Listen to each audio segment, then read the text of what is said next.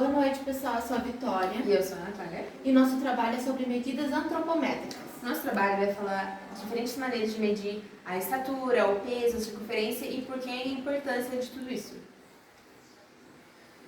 Vamos lá? Bom, a antropometria estuda as medidas de tamanho do corpo humano. As medidas antropométricas são como altura, peso, circunferência da cintura, do quadril, entre outros. E para que são utilizadas? São utilizadas para a gente classificar as pessoas se elas estão em desnutrição, peso adequado, sobrepeso ou obesidade. Cada ser humano tem as suas próprias medidas antropométricas, então as minhas não vão ser iguais às da Natália, assim sucessivamente. Bom, aparentemente a gente pensa que é fácil a gente medir qualquer pessoa. Só precisa de uma régua, uma fita métrica ou algo do tipo. Mas é bem assim, porque como a Vitória falou, cada um tem a sua própria medida. Então, não é tão fácil assim e os materiais que você utiliza também podem influenciar. E a maneira também, se a pessoa está descalça, se ela está com roupa pesada e afins. Sem falar que com as medidas antropométricas é um primeiro passo para a gente descobrir se a pessoa tem diabetes, hipertensão, colesterol, entre tantos outros. Antes da aferição de altura, temos que pedir para o paciente tirar o sapato, tirar um casaco pesado, roupas pesadas. Além disso, se a paciente estiver com um prendedor, com um rabo de cavalo que estiver interferindo na altura, ela tem que desfazer para fazer a medição. Bom, o instrumento utilizado é o antropômetro.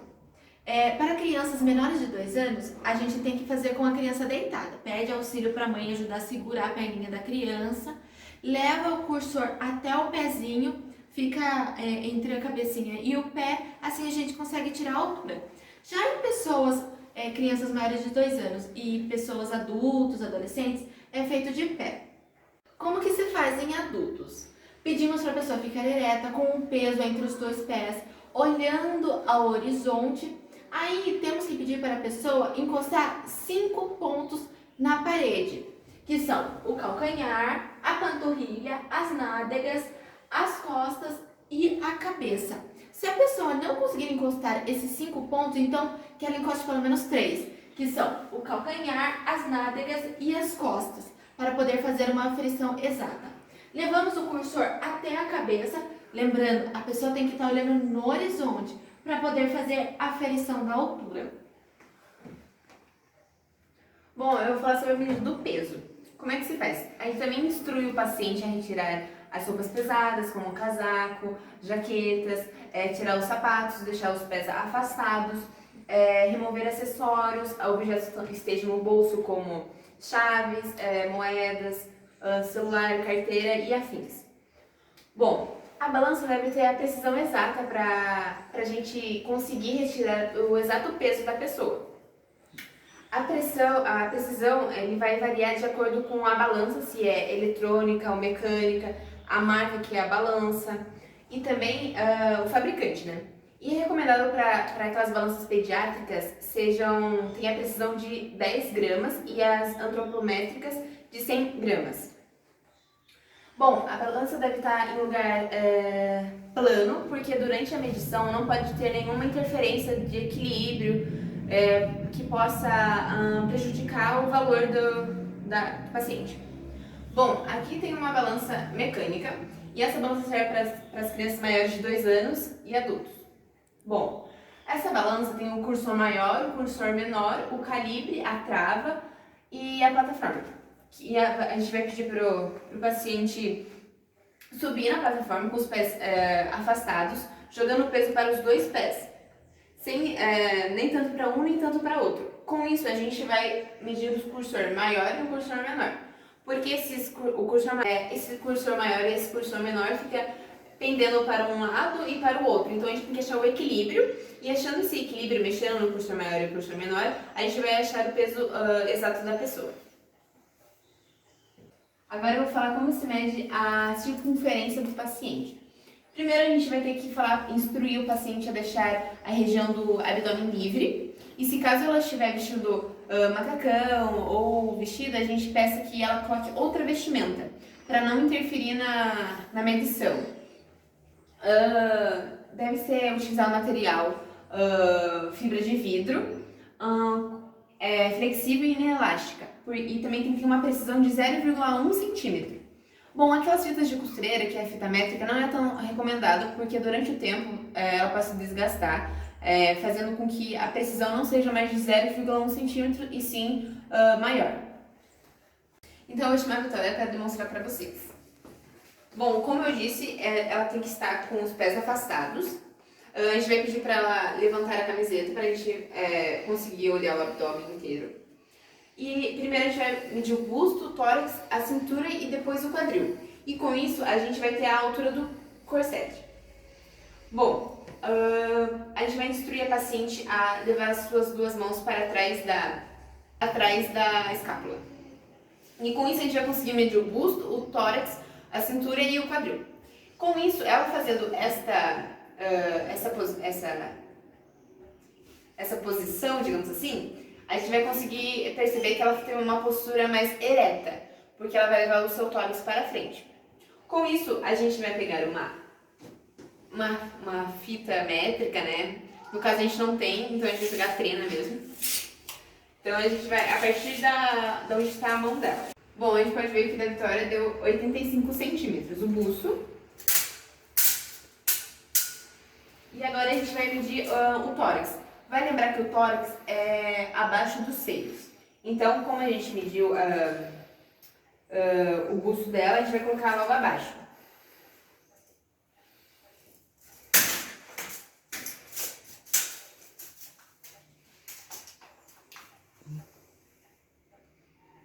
E o dela deu 75 centímetros. E agora a cintura. A cintura, a gente vai pedir para a paciente levar o braço flexionado para abraçando o tórax, acima do tórax. E vai pedir para ela segurar a respiração. Inspirar e segurar. Com isso, a gente vai perceber que a décima costela dela ficou à mostra. A gente vai fazer um risco.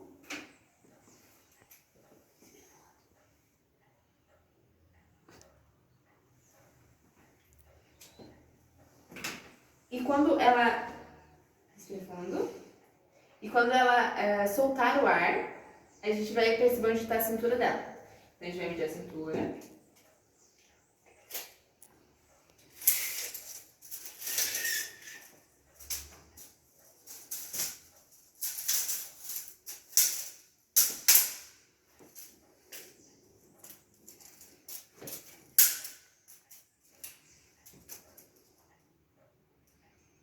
E a cintura dela deu 75 centímetros.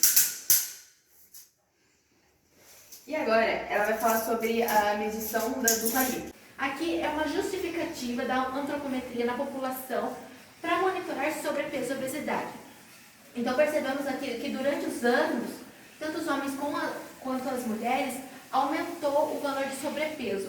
Isso foi registrado pelo Índice de Massa Corporal, ou IMC.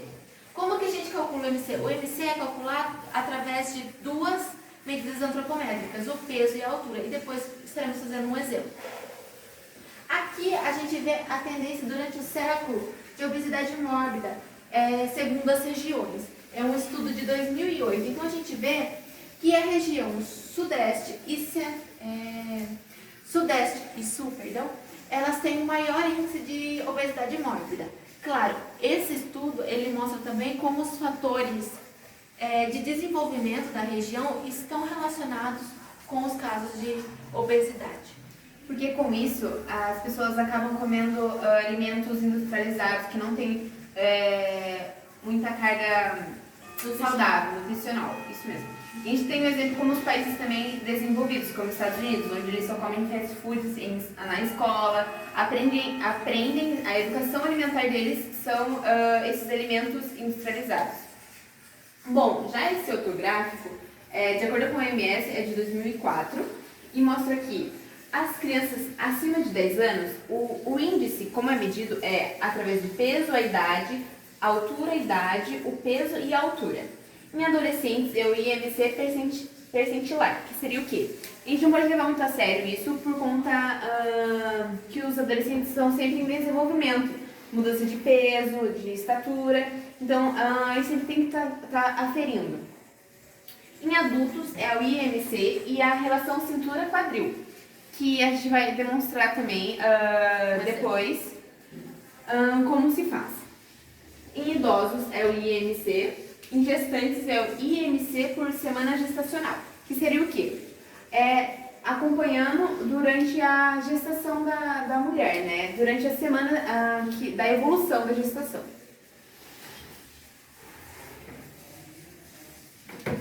Bom, esse aqui é uma pesquisa, um artigo que mede a relação da circunferência da cintura e do quadril. Bom, para fazer isso tem que calcular e depois dividir, que seria o quê? A gente vai pegar em centímetros a circunferência da cintura e dividir pela circunferência também em sentido do quadril. Embora a circunferência da cintura tenha vantagem sobre a relação cintura-quadril, o índice também tem sido usado como indicador de distribuição da gordura corporal, que deveria associar diretamente com a gordura abdominal. Essa gordura abdominal vai levar a gente a descobrir casos crônicos, como diabetes tipo 2, hipertensão e hiperlipidemia. Bom, é importante que a circunferência da cintura seja menor do que a circunferência do quadril. Ou seja, a relação CC-CQ tem que dar menos de 1. Alguns estudiosos dizem que para mulheres tem que estar igual ou menor que 0,8 e para homens igual ou menor que 0,9. Bom, quando a relação estiver quase no ponto de corte, que é 1, a gente tem que ter um olho atento nisso, porque pode indicar doenças crônicas que o paciente vem passando e essa porcentagem pode ser grande, pode ser de 80% a 90% de chance. Bom, o valor de referência do paciente em relação ao CC-CQ vai de acordo com o sexo, a idade, a estatura e outros índices, indicadores da pessoa. Bom, o estudo então foi realizado com 27 mil pessoas de 52 países distintos, diferentes. E mostrou que essa relação CC-CQ teve associação mais significativa com o risco de infartos e de miocárdios do que o IMC. Isso quer dizer o quê? A associação entre a cintura e o quadril com o risco de infarto, né, que foi indicado e classificado por o IMC, então quer dizer que os grupos indicados pelo IMC que estão saudáveis, que estão com peso normal, na verdade não estavam. Elas sofriam de alguma doença crônica por conta da sua circunferência. Então, esse estudo mostrou que a relação CC-CQ é mais exata, né? Dá mais resultados mais claros do que o IMC, que se caso você for fazer o IMC, tem que optar por outro método de avaliação, porque não tem que ser levado ao pé da letra, à risca. Então, no estudo da circunferência da cintura, foi isolada mais fraca do que a taxa CC-CQ. Isso quer dizer o quê? Que a cintura não foi levada tão à risca, teve alguns erros do que a circunferência do quadril. Que a circunferência do quadril, como eu disse, tem que ser maior do que a circunferência da cintura. Então, a cintura não tem que ter uma medida exata, mas o quadril já sim, ela tem que ser maior do que a cintura. Então, o IMC, essa pesquisa indicou que em chineses e negros africanos foi um caso à parte, porque eles têm o quadril mais avantajados, né, mais largos do que a cintura, e os chineses já têm uma cintura comparando ao do quadril, então, mas com isso não teve nenhum índice de doenças crônicas, nenhuma pessoa que tinha o quadril mais largo que a cintura teve índice de diabetes tipo 2, hipertensão e entre outros. Bom, vale lembrar que a perda de peso, quando a gente perde peso do quadril e dos membros superiores e inferiores, durante a redução de gordura corporal, está correlacionado com o aumento da pressão sanguínea e piora dos fatores de riscos metabólicos.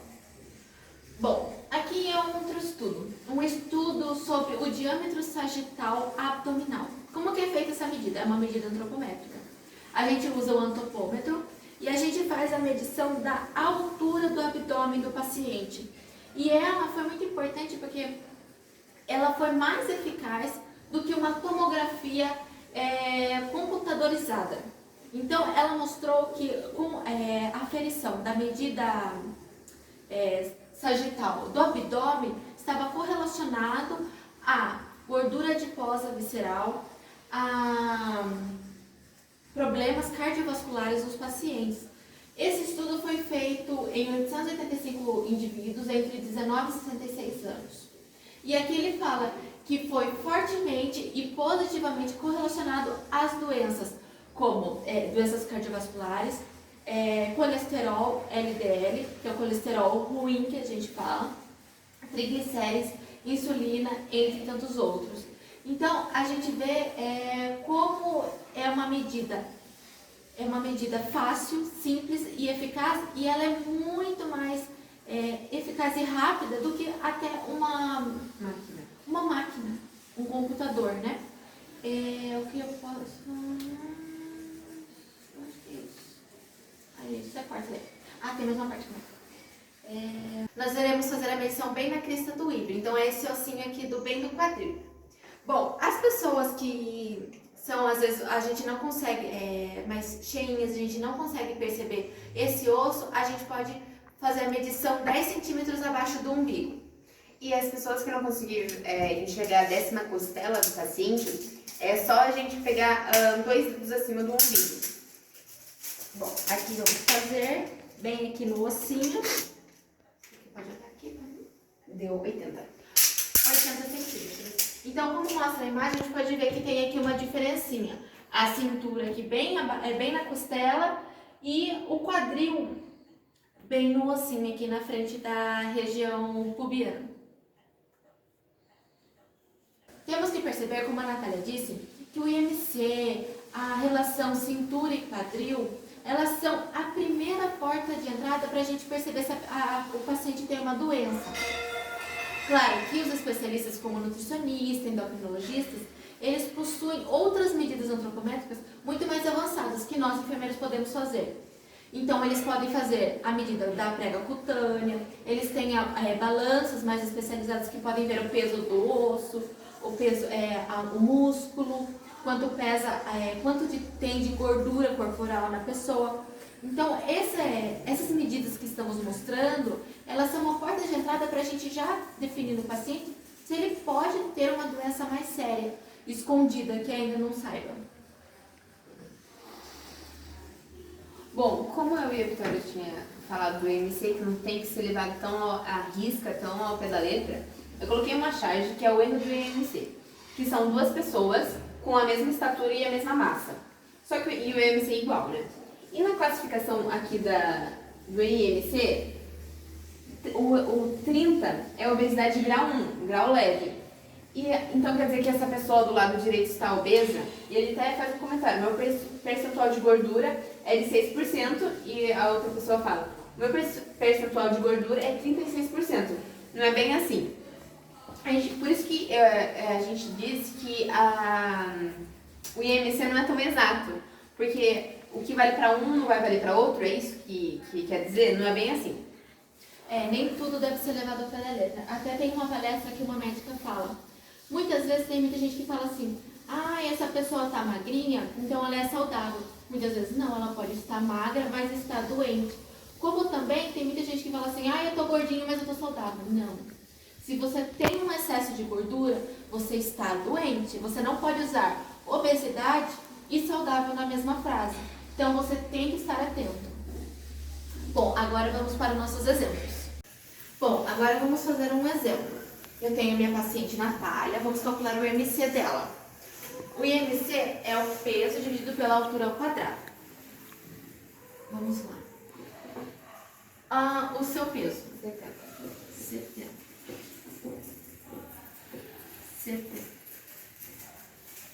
Dividido pela qual a sua altura? 1,74. Vezes 1,74.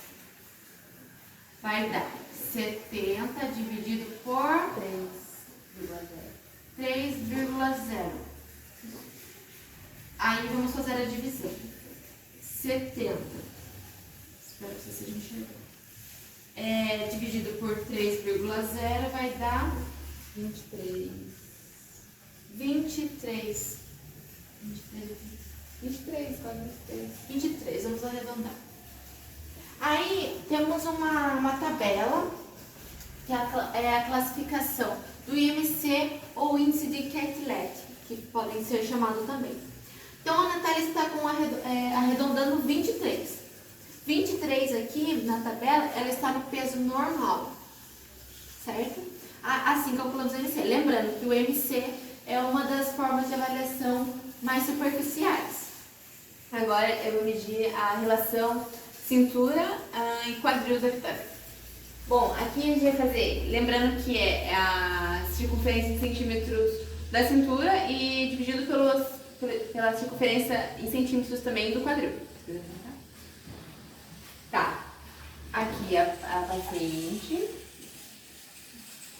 vai fazer o quê? A sua circunferência da cintura, sabe quanto que é? 75. Tá, 75. Dividido pela sua do quadril. 80, que havíamos feito a medição. Lembrando que essas medidas que foram retiradas da Vitória não pode ser levado ao pé da letra também, porque a gente não fez com os materiais adequados, né? A gente fez com uma trena e que não é utilizado, né? Então, é meio por cima mesmo. Não é tão fidedigno. Então, a gente vai dividir esse valor e vai dar 0,9 ou 0,8. Vai dar 0,9. Então, se fosse as minhas medidas Reais, reais corretas, ela estaria não seria o valor adequado, né? Ela teria que fazer uma avaliação médica mais aprofundada para estar sabendo se realmente se ela sofre de alguma doença crônica, né, por conta das suas medidas. Lembrando que mulheres têm que dar 0,8 ou menos que isso. E para homens tem que dar 0,9 ou menos que isso. Então a gente conclui com o nosso trabalho que as medidas antropométricas são muito importantes para a gente saber para a nossa saúde, para ver como que está a nossa saúde. Porque elas informam pra gente que a gente pode não estar bem, a gente pode sofrer de alguma coisa e para ficar atento a isso. Nós, como futuros enfermeiros e enfermeiros, são as primeiras precauções que a gente pode estar fazendo numa UBS para estar identificando se o paciente está acima do peso, se ele pode estar tendo alguma doença séria. Lembrando que as medidas que a gente mostrou, elas são ainda superficiais. Tem outras medidas e que quando nós observamos que tem um dado que igual mesmo o meu, se tivesse feito com os materiais certos e tivesse dado esse valor, seria bom a gente ter encaminhado o paciente para um especialista. Para confirmar mesmo se é isso mesmo, se está tudo bem com a saúde da paciente. Exatamente.